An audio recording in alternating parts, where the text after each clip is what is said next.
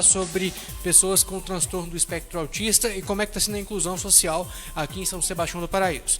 Nós vamos falar também sobre um caso lamentável que foi registrado aqui na nossa região, no município de Alpinópolis, onde um tratorista infelizmente acabou sendo vítima de um acidente com o seu próprio trator.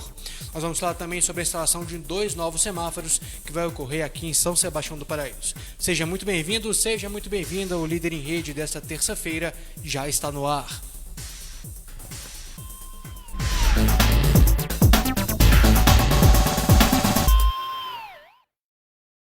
Nós começamos a edição desta terça-feira com informações da vacinação aqui em São Sebastião do Paraíso e também em todo o sul de Minas.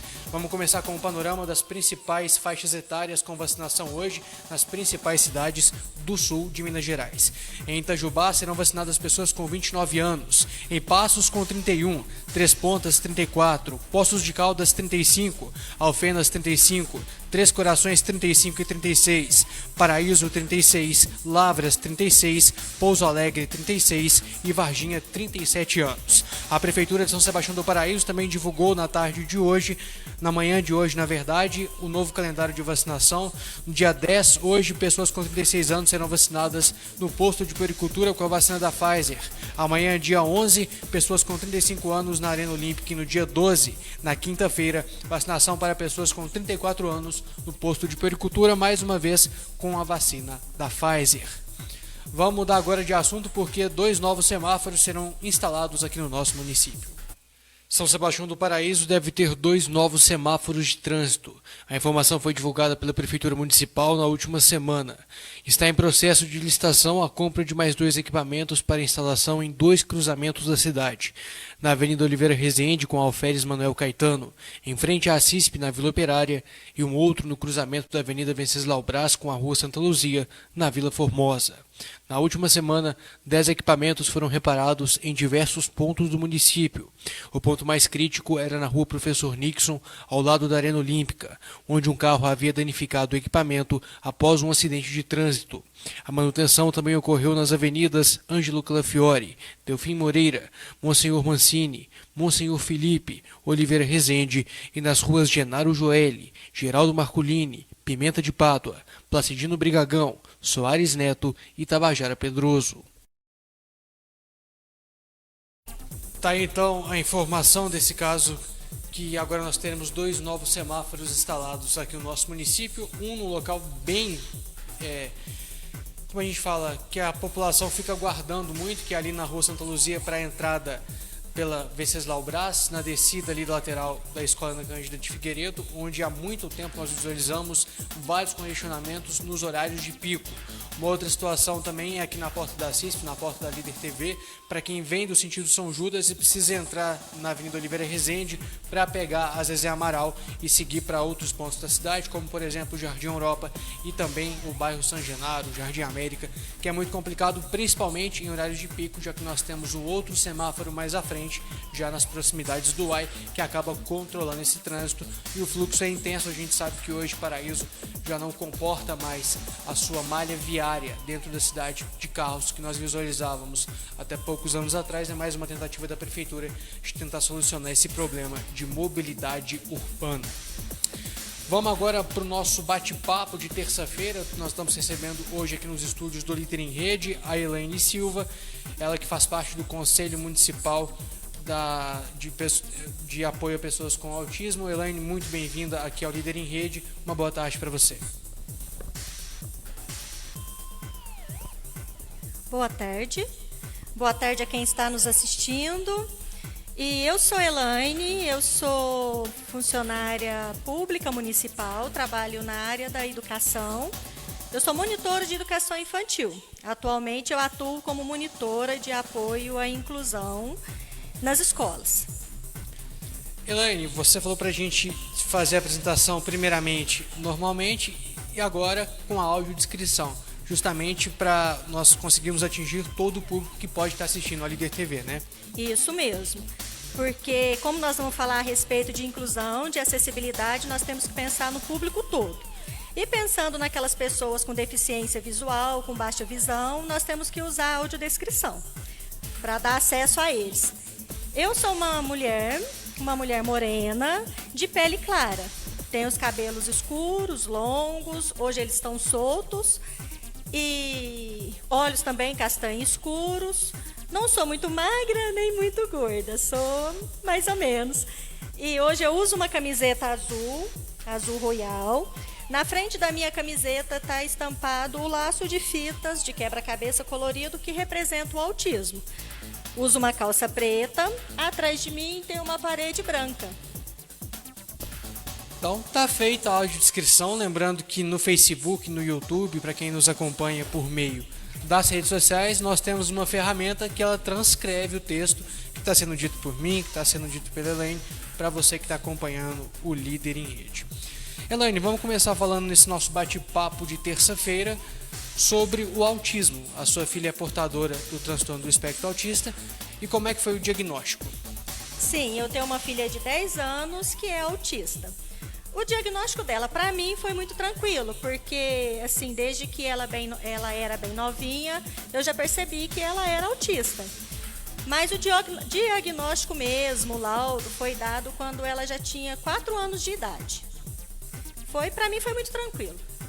E como é que foi chegado a esse diagnóstico? Ela, assim, a gente percebeu várias características. Eu percebi nela várias características de autismo. Isso desde ela muito novinha, de poucos meses, 1 ano. E quando ela completou 2 anos, mais ou menos, ela começou a ter crises convulsivas. Ela teve muitas crises. Ela já andava, já alimentava sozinha. Nesse período das crises convulsivas, ela parou totalmente de exercer as funções que ela já exercia. Aí foi diagnosticado como epilepsia de difícil controle e a partir daí começamos assim uma série de exames para identificar o que poderia ser, né? E chegamos no autismo. Eu queria que você falasse pra gente, Elaine, uma questão que é muito levantada. Dentro do termo do transtorno do espectro autista, nós temos uma grande gama. A gente pode dizer Isso. que é uma régua que vai de um ponto até o outro. Alguma coisa nesse sentido para exemplificar para quem nos acompanha? Isso mesmo. O autismo, às vezes, assim, a gente sai com a pessoa, eu mesmo saio com a minha filha na rua, e quando acontece alguma crise, alguma coisa, eu tento explicar que ela é autista. E as pessoas não compreendem, porque ela é muito perfeita. Ela ouve, ela fala, ela não tem movimento estereotipado. Então, assim, as pessoas tendem a ver o autismo como pessoas que se debatem, que balançam, que agridem. E não é assim. O autismo, ele tem, como você mesmo disse, uma gama, assim, como eu falo, de características. Né? Tem desde aquele autismo daquela pessoa mais tranquila, que a gente fala que é um autismo leve. Tem aquele um pouquinho assim que depende mais um pouco da gente. Por exemplo, para se alimentar, para se vestir, para calçar. É um autismo, a gente fala que é um autismo moderado. E já tem aqueles autistas, por exemplo, que não falam, né? Que não é verbal. Temos autistas com deficiência visual. E esses a gente já são denominados como severo. E é dessa forma mesmo, é o leve, o moderado, o severo. E dentro dessas 3 faixas temos aí uma série de características, cada um age de uma forma. Muito boa sua explanação, Elaine, porque as pessoas geralmente têm uma visão sobre o tema e não sabem que o autismo em si contempla vários, não sei se é níveis ou graus que a gente pode chamar dessa forma, mas eu prefiro explicar como se fosse uma régua. A gente pode ir de um extremo até o outro e está dentro desse ponto. Por exemplo, nós temos um caso clássico, o maior jogador do mundo hoje, que é o Messi, ele é autista, ele é portador de autismo. Então, a pessoa que é portadora do autismo, não necessariamente ela é como as pessoas imaginam, tem uma visão muito deturpada. O Messi é o melhor jogador do mundo e é portador de autismo. Isso nunca afetou em nada na carreira dele. Isso mesmo. Então é uma visão muito, muito preconceituosa até que muitas pessoas têm, né, Elaine? Isso, preconceituosa. E assim, as pessoas tendem a achar que é só daquela forma, né? Às vezes não procura saber, igual a gente fala, não, é autista, mas é tranquila, ela é funcional. A gente costuma falar autista funcional, né? Mas as pessoas, assim, geralmente acontece que as pessoas não tendem a procurar, né? A estudar sobre o caso, a ter um conhecimento mais profundo. Eu até fico, assim, eu fico feliz, de verdade, muito feliz quando me chamam assim para dar uma entrevista nesse sentido, até para as pessoas ir tendo um maior conhecimento. Porque até pouco tempo atrás era restrito, né? Falava assim, autismo somente as famílias, os médicos e terapeutas. Hoje já não, hoje a gente já vê na mídia, né? As pessoas, assim, pelo menos, já estão começando a abrir um pouquinho mais a cabeça. Elaine, em relação a políticas públicas, como é que é a nossa cidade voltada, como é que funciona a inclusão e as políticas públicas aqui em Paraíso para as pessoas que possuem o autismo? O autismo. Do meu ponto de vista, eu acho que as políticas públicas, assim, andam muito devagar a respeito de direitos, de condições, até mesmo por falta desse conhecimento, né? Mas eu vou falar uma verdade, assim, esse ano eu já estou ficando feliz, porque eu vejo, assim, que o pessoal está começando a se importar mais nessas questões, assim, de políticas públicas. Temos, né, políticas públicas, temos a lei, principalmente a respeito do autismo, temos uma lei que a Cidinha foi sancionada em 2019, eu só não lembro o número da lei para te falar, mas já foi sancionada, a gente só precisa que ela agora aconteça de verdade, porque assim ainda não acontece, não. Eu queria que você falasse também sobre um trabalho muito importante que a gente tem aqui na cidade, que é uma das poucas cidades do sul de Minas com um conselho municipal voltado justamente para esse tema. Como é que foi a ideia desse conselho, como é que ele atua aqui na nossa cidade, quais frentes que ele está atuando, já que você também é integrante, para abranger mais a inclusão e ajudar essas pessoas. Então, o Conselho Municipal, ele é o Conselho Municipal que defende os direitos da pessoa com deficiência. Não é um Conselho Municipal voltado ao autismo, não. Ele é voltado a todas as deficiências.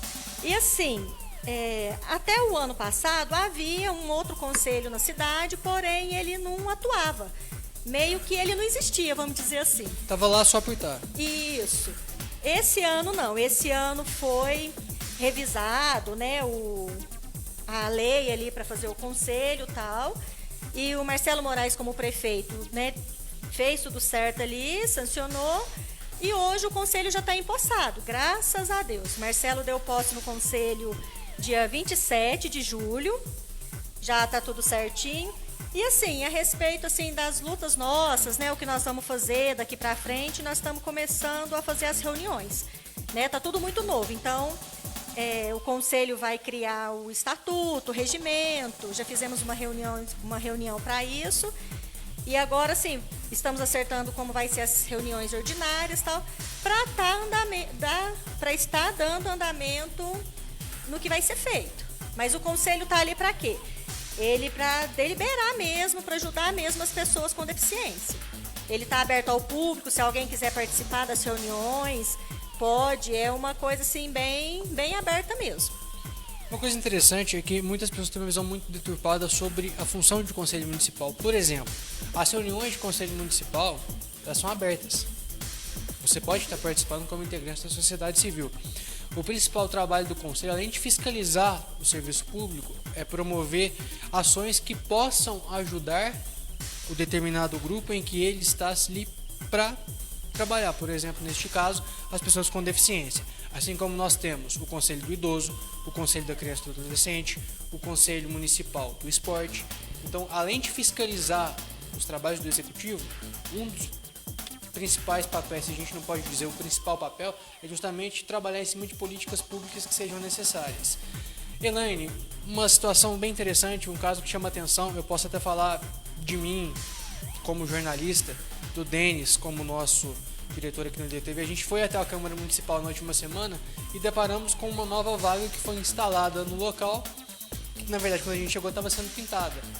E é a primeira vaga de São Sebastião do Paraíso, a gente pode dizer assim, voltada especificamente para pessoas que possuem um transtorno do espectro autista.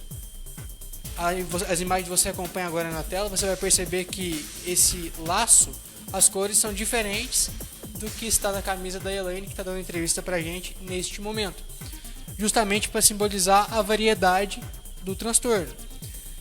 Elaine, qual que é a importância de uma vaga como essa aqui em São Sebastião do Paraíso? Então, a respeito da vaga, eu também fiquei muito feliz. Eu fico muito feliz quando assim a gente vê evolução nessa questão de inclusão e de acessibilidade. A importância da vaga, até assim, eu queria até fazer um apelo para os comerciantes, né, os empresários, para que pudesse adotar também, não só na Câmara, mas assim que fosse feito na cidade toda. Eu acredito até que a cidade ficaria mais bonita, né, mais colorida. Com certeza. Né, mais colorida, e seria exemplo para outras cidades, para outros municípios, para os nossos vizinhos. E assim, qual que é a importância de uma família, de uma pessoa com autismo ter aquela vaga? Ou mesmo a outra vaga, né, de estacionamento preferencial, de estacionamento especial para pessoa com deficiência. O que acontece? Geralmente, na maioria das famílias, o autista, ele aparentemente é uma pessoa muito tranquila, tal, mas de um momento para o outro ele pode entrar numa crise nervosa, numa agitação, ficar severo, agredir, se jogar no chão. Então, a importância nossa, assim, a importância para nós da vaga, o que acontece? Eu preciso ir, por exemplo, num supermercado. Não tem com quem eu deixar minha filha, eu preciso levar ela. Se eu tenho a vaga de estacionamento ali na porta do supermercado, eu já vou ao supermercado rapidinho, volto, já entro no carro, pronto. Não vai acontecer, assim, de repente, um transtorno maior. Se eu estaciono, vamos supor, a 15 metros do lugar que eu tenho que ir, às vezes esse trajeto que eu vou fazer, para mim é pequeno. Eu ando normal. Mas para uma pessoa autista, principalmente quem tem muita sensibilidade de audição, de visão, às vezes esse caminho, esse trajeto que ele vai fazer, ele pode desconcertar. Porque o autista ele é muito sensorial, né? Então, sim, a claridade, de repente, a luz do sol, isso tudo pode desconcertar ele. E nesse trajeto ali de uns 15 metros, ele pode ter uma crise muito severa. Ele pode, inclusive, chegar a ter convulsões, sabe? A ter desmaios. Essa é a maior importância para a gente. É nessa questão de acessibilidade, sim, de ser um trajeto menor para a gente evitar que o autista ou outra pessoa com alguma outra deficiência, que são várias, né? Tenha vamos dizer, esse descontrole. Para você que está acompanhando a Líder, uma coisa muito interessante a gente tem que lembrar é o seguinte: a vaga está ali não é para ser bonita, é para ser funcional. É para auxiliar quem precisa utilizar, quem tem direito de utilizar. E a mesma situação da vaga reservada para pessoa com deficiência. Em vários bancos aqui de Paraíso, você passa na porta do banco. Você pode passar agora, 12h36, na porta do banco, você vai ver que tem gente parada na vaga que não deveria estar na vaga, e se você falar para a pessoa que ela está utilizando a vaga de forma errada, ela ainda vai te xingar. Ainda vai achar ruim. Mas a vaga está ali justamente porque ela precisa estar ali. As ocasiões da vida acontecem para qualquer um. Como a Elaine disse muito bem, pode ser necessário utilizar. Já que pode ser necessário utilizar um recurso rápido, alguma coisa nesse sentido, pode ter um ataque epilético, alguma coisa também nesse sentido, está ali para ser funcional. Não está ali para você que não tem direito à vaga utilizar.